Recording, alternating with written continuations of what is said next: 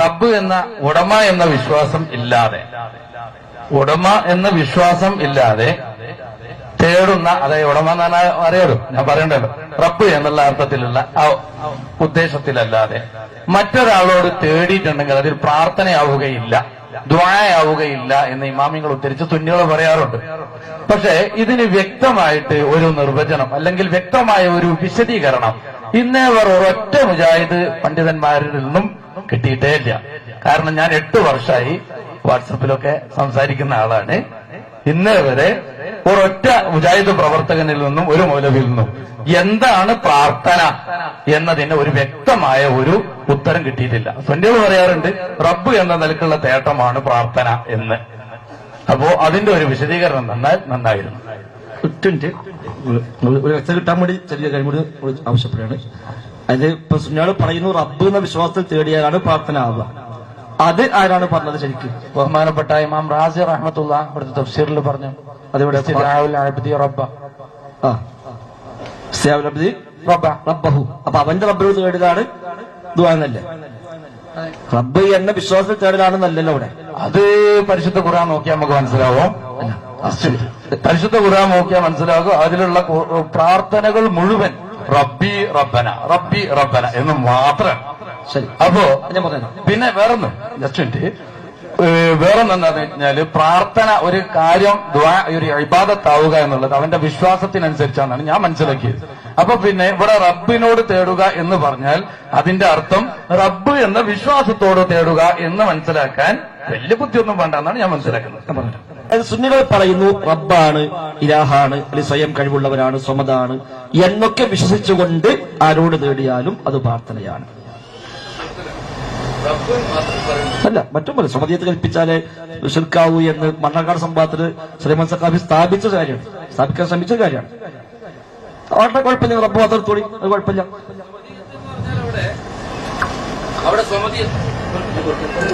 അവിടെ സ്വമതീയത്തോട്ട് അവിടെ ഉദ്ദേശിച്ചത് ഞാൻ പറയട്ടെ. സ്വമതീയത്തോട്ട് ഉദ്ദേശിച്ചത് ഒരു കഴിവിൽ, അതായത് ഒരു കാര്യത്തിൽ പൂർണ്ണമായ ഉടമസ്ഥാവകാശം കഴിവ്, അതായത് സ്വയം കഴിവ്, അതിൽ മറ്റൊരാൾക്കും പങ്കില്ല എന്നുള്ളതാണ് സമതിയത്തോട് അവർ ഉദ്ദേശിച്ചത്. അതല്ല ഉദ്ദേശിച്ചത്.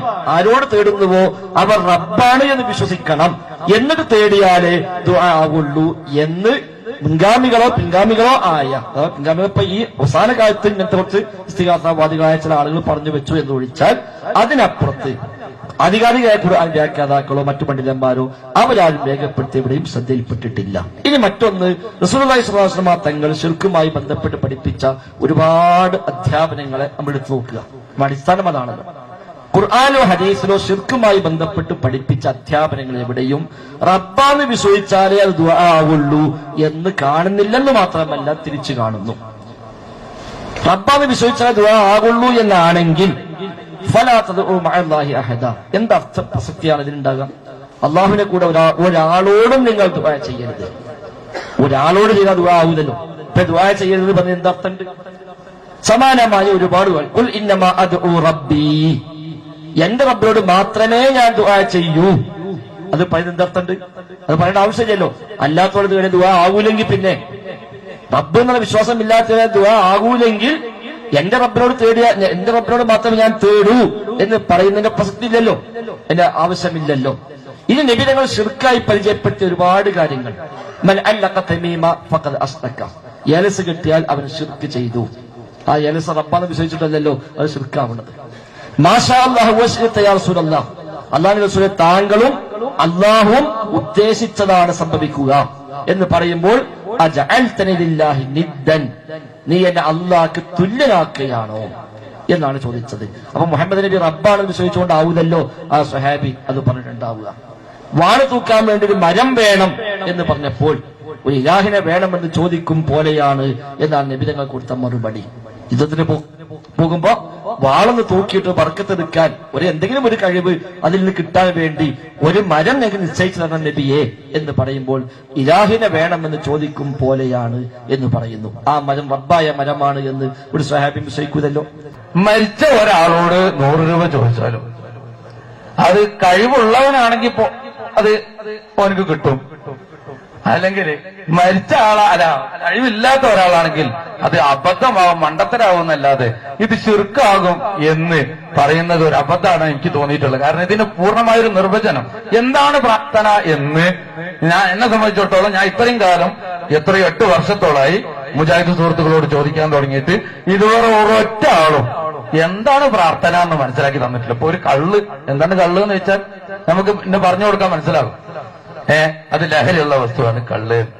നേരെ മറിച്ച് എന്താണ് പ്രാർത്ഥന എന്ന് ഇതുവരെ ഒരൊറ്റ മുജാഹിദ് സുഹൃത്തുക്കളും എനിക്ക് പറഞ്ഞു തന്നിട്ടില്ല. ഞാൻ അതാ ചോദിച്ചത്, നിങ്ങൾ വേറെ കുറേ കാര്യങ്ങളാ പറഞ്ഞത്, പ്രാർത്ഥന എന്താണ് എന്ന് ഒന്ന് വിശദീകരിക്കാമോ ഞാൻ ചോദിച്ചത്.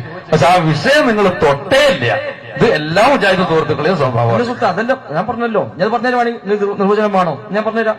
ഇപ്പൊ ഞാൻ ഇങ്ങോട്ട് പറയണേ നിങ്ങൾ എനിക്ക് വേണ്ടി ദ്വാരിക്കണം എന്ന് പറഞ്ഞാൽ എന്താണോ അവിടെ ഉദ്ദേശിച്ചത് അതാണ് നമ്മൾ പറഞ്ഞ.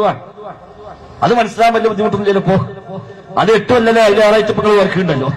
അപ്പൊ ആ ദ്വാ അള്ളാനോടെ പറ്റുള്ളൂ. അത് നമ്മൾ പറഞ്ഞത്. ഉസ്താദെ ദ്വാരിക്കീന്ന് പറഞ്ഞിട്ട് 100 രൂപ തന്നാല് അല്ല ഏത് ദ്വാപ്പച്ച് വിചാരിച്ചത് എനിക്കത് മനസ്സിലായിട്ടില്ല. ഞാൻ 5-8 കൊല്ലം നടക്കുകയാണ്, എനിക്ക് ഏത് ദ്വാ വേണ്ടി എന്നിപ്പോ നിങ്ങളും ചോദിക്കില്ല, ഞാനും ചോദിക്കുന്നില്ല. ആ ദ്വാ പഠിച്ചവനോടെ പറ്റുള്ളൂ. ഞാൻ തരാം വഹിക്കണം. ആ ദ്വാ പഠിച്ചവനോടെ പറ്റുള്ളൂ. അതാണ് ഞങ്ങൾ പറഞ്ഞ ഏറ്റവും ബേസ്. അഹ്ലുസുന്നയുടെ മക്കൾ ദുആ എന്ന് പറഞ്ഞാൽ ത്വലബുൽ അദ്നാ മിനൽ അഅ്ല അലാ വജ്ഹിൽ ഇസ്തികാന. ത്വലബുൽ അദ്നാ മിനൽ അഅ്ല അലാ വജ്ഹിൽ ഇസ്തികാന എന്ന് ഹാഷിയത്തുൽ ബാജൂരിയിൽ നിങ്ങളൊക്കെ ശൈഖുൽ ഇസ്ലാം എന്ന് വിളിക്കുന്ന ബൈജുർ റഹിമഹുല്ലാഹ് എടുത്തു പറഞ്ഞിട്ടുണ്ട്. അതായത് താഴെയുള്ളവർ മീതയുള്ള ഒരാളോട് ഭക്തി ആദരവോടുകൂടി തേടലാണ് ദുആ. അവിടെ റബ്ബാണെന്നും പറഞ്ഞിട്ടില്ല, റബ്ബാണ് വിശ്വസിക്കണമെന്നും പറഞ്ഞിട്ടില്ല, ഇലാഹാണ് വിശ്വസിക്കണമെന്നും പറഞ്ഞിട്ടില്ല, സമറിയത്തും പറഞ്ഞിട്ടില്ല, ഒന്നും പറഞ്ഞിട്ടില്ല. അങ്ങനത്തെ ഒരു നിബന്ധനയും പറഞ്ഞിട്ടില്ല. അതായത് ഭയഭക്തി ബഹുമാനത്തോടുകൂടി മേലെയുള്ള ആളോട് താഴെയുള്ള ആള് ചോദിച്ചിട്ടുണ്ടെങ്കിൽ അത് ദ്വായാകും എന്ന് പറഞ്ഞിട്ടുണ്ടെങ്കിൽ ബാപ്പാനോട് ചോദിച്ചാൽ ഷിർക്കാകും, ഞങ്ങളോട് ചോദിച്ചാൽ ഷിർക്കാകും, അങ്ങനെ എന്തൊക്കെ ഷിർക്കാവും. ശരി, അതാ പ്രശ്നം. ഞാൻ പറഞ്ഞു അതിന്റെ അടിയിൽ. അപ്പൊ മറ്റേ കച്ചവടം വന്നിട്ട് നിങ്ങൾ ചോദിപ്പുണ്ടാക്കി. അതാ പറയും മാലാ യഖ്ദു അലൈഹി ഇല്ലല്ലാഹ് പറഞ്ഞ അവിടെയാണ്. അതില്ല, നിർവചിച്ച ആവശ്യമില്ല. അതിന് പകരം എന്തുണ്ട്? വെറും താഴെയുള്ള ആൾ മേലോട് ചോദിക്കാൻ മാത്രമല്ലുള്ളത്. അലാ വജ്ഹിൽ ഇസ്തികാന എന്ന് പ്രത്യേകം പറഞ്ഞു. അപ്പൊ നിങ്ങൾ ഇങ്ങോട്ട് ചോദിച്ചാൽ ഷിർക്കല്ല, നിങ്ങൾ ഇങ്ങോട്ട് ദുആയിരുന്നാലോ ഷിർക്കാണ്. ഇവിടെ എന്താ വിഷയം? ഏത് ആളോട് നിങ്ങൾ നേരത്തെ പറഞ്ഞെന്താ, ഏത് ആളോട് തേടിയാലും റബ്ബാണ് എന്ന വിശ്വാസത്തിൽ തേടിയാലേ ഷിർക്കാവൂ, ദുആ ആവൂ. റബ്ബ എന്ന വിശ്വാസത്തിൽ തേടിയാൽ ദുആ ആവൂ. ഞാൻ പറഞ്ഞത് അങ്ങനെ റാസിലില്ല, ഒരു കിതാബിലും ഇല്ല. റാസിലെന്നല്ല, അഹ്ലുസുന്നയുടെ ആദ്യകാലിക പണ്ഡിതന്മാരിൽ ഒരാളും പഠിപ്പിക്കാത്ത പുത്തൻ വാദം സൂഫികൾ കൊണ്ടുവന്നത് നമ്മുടെ നാട്ടിൽ പ്രചരിച്ചതാണ്. സംശയമില്ലല്ലോ, അത് സത്യമാണ്. പറഞ്ഞാൽ യഥാർത്ഥത്തിലുള്ള ശരിക്കുള്ള റബ്ബിനോട് തേടലാണ്, അടിമ റബ്ബിനോട് തേടലാണ്. അതാണ്. പിന്നെ എന്താണ് ശൈഖ് ഞാനും പറഞ്ഞത്, നിങ്ങൾ പറഞ്ഞത് അത് തന്നെ. അപ്പൊ നിങ്ങൾ മൊയ്തീശങ്ങൾ തേടണ്ടാന്ന്, റബ്ബിനോട് തേടിയാൽ മതി. ഇനി റബ്ബിനോട് തേടിയാൽ മതി, ശൈഖിനോട് തേടണ്ടാന്ന്. അവിടെ റബ്ബഹു എന്ന് പറഞ്ഞാല് റബ്ബ് എന്ന നിലക്ക് തേട, അതായത് വിശ്വാസത്തിൽ അവന്റെ റബ്ബായിരിക്കണം എന്നാണ് പറഞ്ഞതിന്റെ അർത്ഥം. അത് നിങ്ങളെ വക, അതിൽ നിന്ന് മനസ്സിലാവുന്നത് നിങ്ങൾക്ക് മനസ്സിലായി. കാരണം അത് നിങ്ങൾക്ക് മനസ്സിലായി. അവിടെ പഴിച്ചത് അവിടെയാണ് പഴിച്ചത്. നിങ്ങൾ അങ്ങനെ മനസ്സിലാക്കി, അപ്പൊ പഴിച്ചു. ഹഖീഖത്തു ദുആ ആണ്, തന്നെയാണ് ശരി. ദുആയുടെ നിർവചനമല്ല അവിടെ പഠിപ്പിച്ചത്. ഇമാം റാസി അവിടെ ദുആയുടെ നിർവചനമല്ല പഠിപ്പിച്ചത്. ഒരാൾ ഹക്കായ പ്രാർത്ഥന, ഞാൻ എന്റെ റബ്ബിനോട് നിർവഹിക്കുന്ന സാക്ഷാൽ ദുആ, അതെന്താന്ന് അവിടെ പറഞ്ഞത്. അതാണ് ഇസ്തിദ്ആഉൽ അബ്ദി റബ്ബഹു, ഒരു അടിമ തന്റെ റബ്ബിനോട് തേടലാകുന്നു. എന്ത്? സത്യമായ ശരിയായ ദുആ അതാണ്. അല്ലാതെ ആരോട് തേടിയാലും റബ്ബാന്ന് വിശ്വസിച്ചാലേ ദുആ ആവുള്ളൂ എന്ന് റാസിം പറഞ്ഞിട്ടില്ല, അഹ്ലുസുന്നയുടെ ആധികാരിക ഒരാളും പറഞ്ഞിട്ടില്ല, ഒരു കിതാബിലില്ല. അതെല്ലാ കിതാബും നോക്കിയിട്ടും വായിച്ചിട്ടും ഒന്നും അല്ല പറയണത്. എവിടെങ്കിലും ഉണ്ടെങ്കിൽ ഏതെങ്കിലും മൂലമായി തപ്പിപ്പിടിച്ച് കൊണ്ടുവരാൻ നിൽക്കില്ല. ഇന്ന് വരെ ആരും കൊടുത്തിട്ടില്ല. അതുകൊണ്ടാണ്.